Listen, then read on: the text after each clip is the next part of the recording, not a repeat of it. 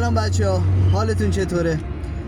امروز تو این ولاگ قرار هستش که بریم بیرون یه جای باحال شهرمون رو بهتون نشون بدم و بعدش میشینم اونجا براتون ادامه داستان زندگی خودم رو تعریف میکنم. پس بزن بریم که ببینیم این جای قشنگو.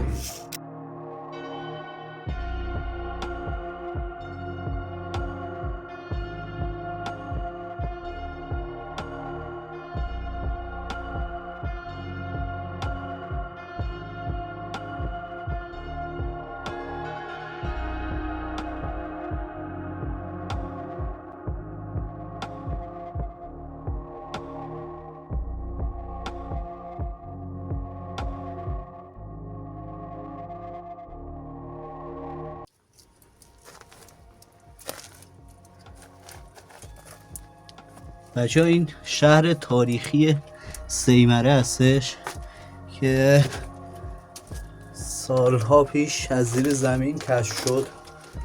دالانای تو در تو داره و خب خیلی آثار باستانی زیادی از اینجا پیدا شد. اینجا مال دوره ساسانیانه و خیلی بافت باحالی داره. سالهای سال اینجا حفظ شده به همین شکل.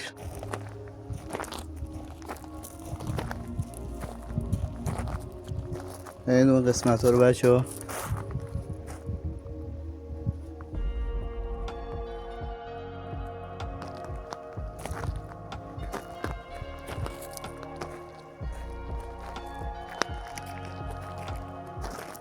خوشم اومده برم اینجا براتون ولاگ بگیرم. ببین خیلی جای باحالی.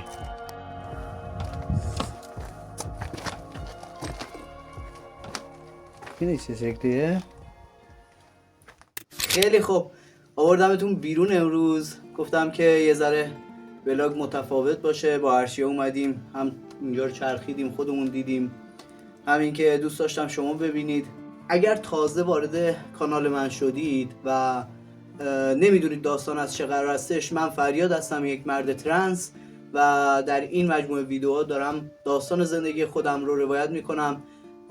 توی فصل اول داستان زندگیم که لینکش رو این بالا براتون میذارم، من در مورد بیوگرافی خودم، تاریخ تولدم و زندگی که از کودکی گذروندم تا دوران دبیرستان صحبت کردم، و تو فصل دوم که لینکش رو این بالا میذارم از دوران دانشجوییم تا پایان دوران دانشجویی و چالش‌هایی که گذرونده بودم براتون صحبت کردم. امیدوارم که اگر تازه به این کانال اضافه شدید حتما برید اون داستانا رو ببینید، چون در ادامه این داستانا قرار استش ما به یک آگاهی کامل و واحدی در مورد موضوع مسئله بچهای ترنس برسیم. چون که اونقدر که من اطلاع دارم و دارم تو این مملکت زندگی میکنم، در مورد این مسئله آگاه سازی خیلی کم بوده. با اینکه من گفتم و همیشه میگم از سال 60 آقای روح‌الله خمینی مجوز رو برای بچهای ترنس صادر کرده بود و اجازه داده بود که بچه‌ها جراحی کنن، اما نمیدونم چرا این مسئله هیچ وقت نه در رسانه ها نه در آموزش پرورش هیچ جا در موردش صحبت نشد. و یکی از دلایلی که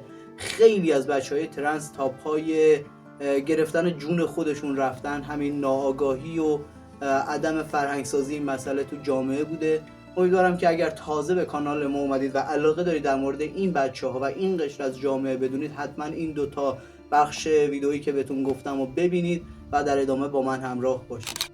یه چند تا نکته هست که گفتم از الان بهتون بگم از فصل قبلی ویدیو که جا مونده بود. یکی خیلی ها سوال براشون بود که عاقبت فرید و مریم چی شد؟ اصلا فرید ترنس بود یا نه؟ ببینید بچه‌ها، یه موضوعی هست که باید بگم خدمتتون. فرید اگر هم ترنس بود، مثل من تو اون زمان ناآگاه بود نسبت به این قضیه، و خب همین باعث شد که بعدها من از بقیه بچه‌ها بشنوم که فرید ازدواج کرده و الان از سرنوشتش خبر ندارم، ولی اینقدر میدونم که هم فرید هم مریم جفتشون ازدواج کردن. و خب این یکی از بزرگترین دغدغه‌هایی که بچهای ترنس در اون زمان به خصوص که ناآگاهی بود در مورد این مسئله داشتن.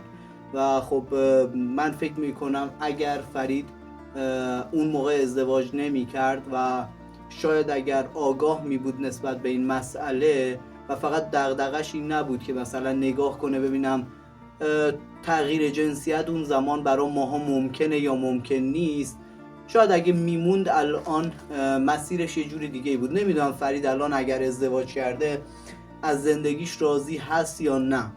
ولی اون چیزی که من اون زمان اون سالا از فرید میدیدم، خب قطعا نمیگم 100% ترنس، شاید حتی اگر لزبیان هم بوده باشه قطعا الان نمیتونه زندگی راحت و خوبی داشته باشه. چون یادم اون روزای آخری که من به خاطر دعوایی که با شبنم و حالا بحث دوست پسر گرفتنش داشتم رفته بودم پیش فریدینا.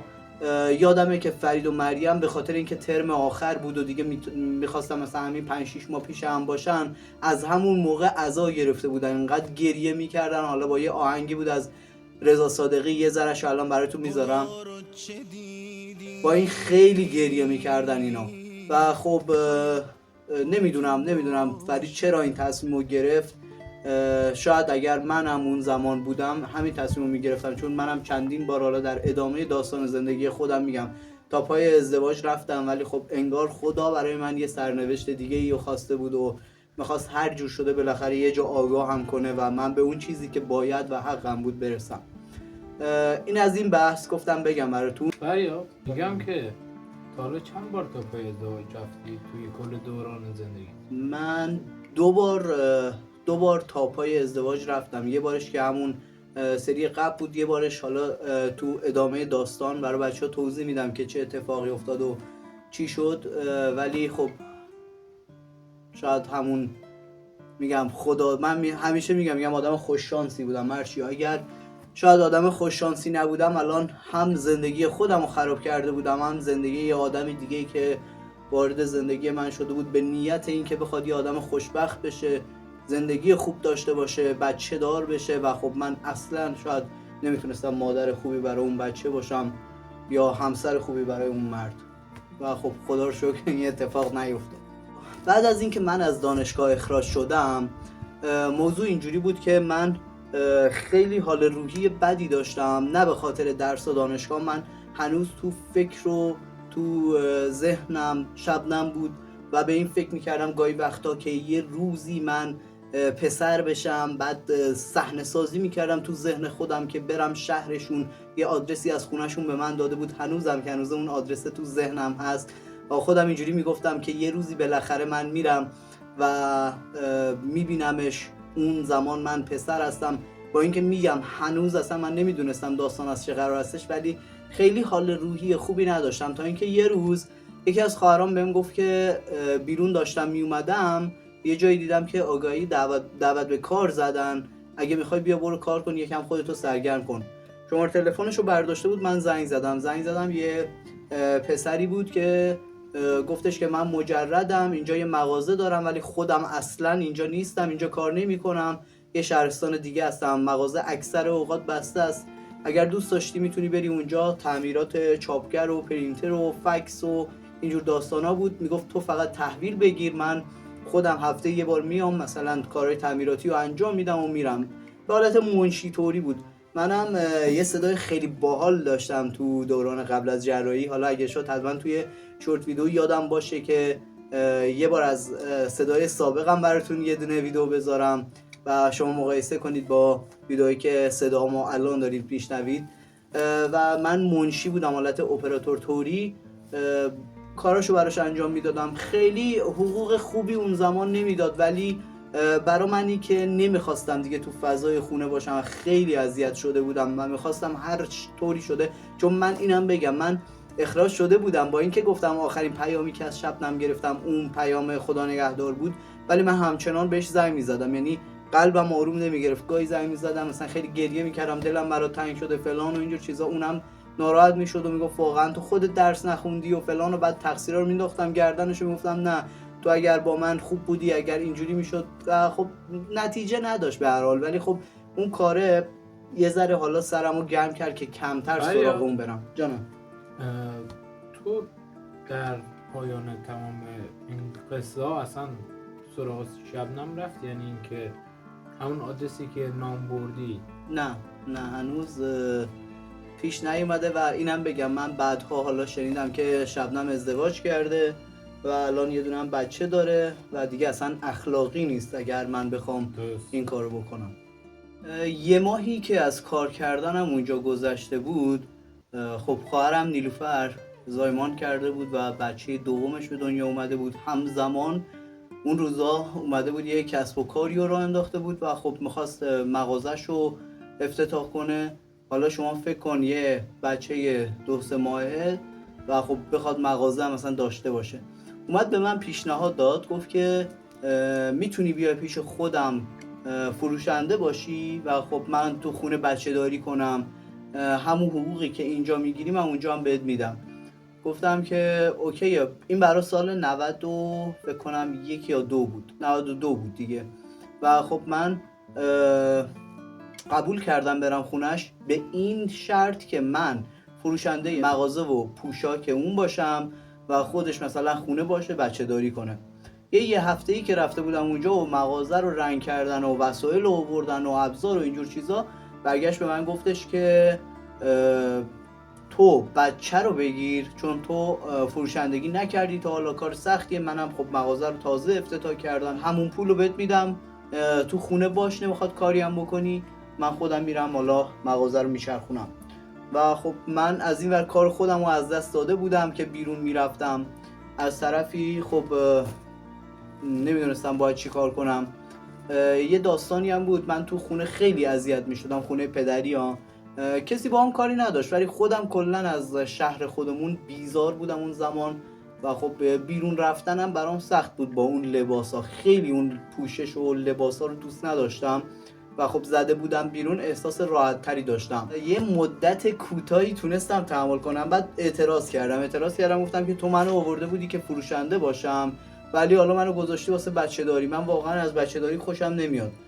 گفت که تو هر چیزی بخوای من برات میخرم و فلان و اینجور چیزا، تو فروشندگی نمیتونی بکنی. و بعد من واقعا بهش حق میدم، من ظاهر خیلی بدی داشتم، یعنی اونقدر زشت بودم. خب نمیدونم خودت میدونی یا نه، آدما معمولا دنبال فروشنده خوشگل و خوشتیپ میگردن که حداقل 4 نفر رو جذب کنه. من اصلا جاذبه که نداشتم هیچی، دافعه هم داشتم، یعنی فکر کنم یکی از بیرون منو میدید کلا فراری میشد دیگه، پاشو تو مغازه نمیذاشت. و حقم داشتم اون زمان، چون نه پوشش خوبی داشتم نه قیافه خوبی داشتم و خب همه چیز اصلا بد بود. موندم خونه دیگه، قبول کردم، یه مبلغی رو بهم میدادن، حالا پوشاک اگر میخواستم بخرم، لباسی چیزی، عینکمو میخواستم عوض کنم، خوراکی بود، هر چی بود پولامو بهم میدادن و در قبالش من داشتم براشون بچه داری میکردم. فریاد جان، میگم که تو چجوری وقتی اون شرایط رو قبول کردی و گفتن که حالا تو به من خون و اینجور داستانا، تو قبول کردی و دیگه برنگشتی؟ خب من میگم من از شهرمون فراری بودم و واقعا دوست نداشتم اینجا بیرون برم، اینجا هم کاری نداشتم که انجام بدم. خب اینجا اون کارو داشتی دیگه.